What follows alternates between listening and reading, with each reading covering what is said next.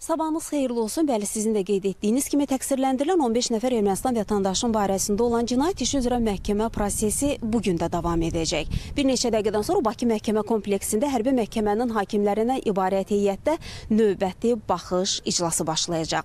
Bir neçə dəqiqə bundan əvvəl təqsirləndirilən 15 nəfər Aray Kartonyan, Bako Sakyan, Arkadiy Qukasyan, David İşxanyan, David Babayan və digərləri məhkəmə binasına gətirildilər.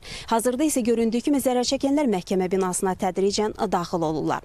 Bugünkü iclasda növbəti subutlar, faktlar təqdim olunacaq, araşdırılacaq, tədqiq ediləcək. Qeyd edək ki, bu cinayət işi üzrə yüzlərlə sənəd, subut, faktlar var. Onların hər biri Ermənistan Azərbaycana qarşı apardığı təcavüzkar müharibəni, Azərbaycana və xalqımıza qarşı törədilən müxtəlif cinayətləri, həmçinin bu günləri məhkəmə qarşısında əyləşən 15 nəfərin təqsirləndirilən şəxsin əməllərini təsdiq edir. Məhkəmə prosesində həmin subutlar, faktlar təqdim olunur, araşdırmalar aparılır. Bununla bağlı təqsirləndirilən şəxslər dövlət ittihamçılarının fikirlərini, dövlət ittihamçılarının suallarını cavablandırırlar və ifadə verirlər. Bununla bağlı sərbəst ifadə verirlər.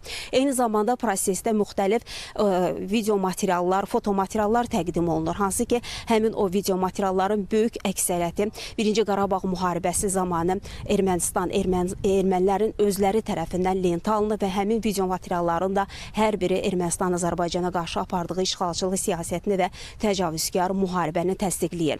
Hansı ki, bundan ötürü Ermənistan həmin vaxtda dövlət qurumları, silahlı qüvvələrindən ibarət onların birbaşa iştirakı ilə Azərbaycana qarşı müharibəni bu təcavüzkar müharibəni aparmaqdan ötürü cinayətkar dəstə yaradıb. Həmin cinayətkar dəstənin tərkibində iştirak edən, bugün məhkəmə qarşısında əyləşən 15 nəfər də müxtəlif əməllərin törədilməsində iştirak ediblər və təqsirli bilinirlər. Onlar Azərbaycan Respublikası Cinayət Məcəlləsinin çoxsaylı maddələri, o cümlədən sülh və insanlıq əleyhinə, bəşəriyyət əleyhinə cinayətlər törətməkdə təqsirli bilinirlər. Hər biri iki müdafiəçi ilə təmin olunub. Eyni zamanda onu da xatırlatma edək ki, onlara rus və erməni dilində tərcüməçi ayrılıb və buna görə də onlar öz ifadələrini sərbəst şəkildə məhkəmədə ifadə edirlər.